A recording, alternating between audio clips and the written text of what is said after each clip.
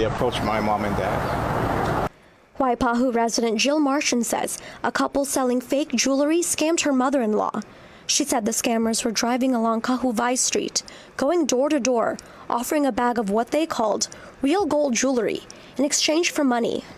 A check was offered to them and they said they couldn't take a check, they needed cash. So they had asked my family member to drive them to the bank, which unfortunately happened.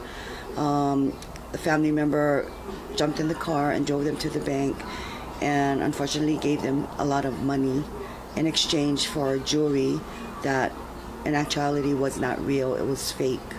Martian says her mother-in-law pulled out $4,000. The cops said that there was nothing we can do, they could do, because the money was given to them willingly. She says she posted this experience on Stolen Stuff Hawaii, and dozens of residents said their grandparents were also scammed, or at least approached the same way. A Kalihi resident, whose identity we agreed to keep anonymous, says her grandfather was also a victim, who she believes to be by the same people. As he was walking home, he said a couple with a baby in a white SUV pulled up by him and begged him to buy their gold.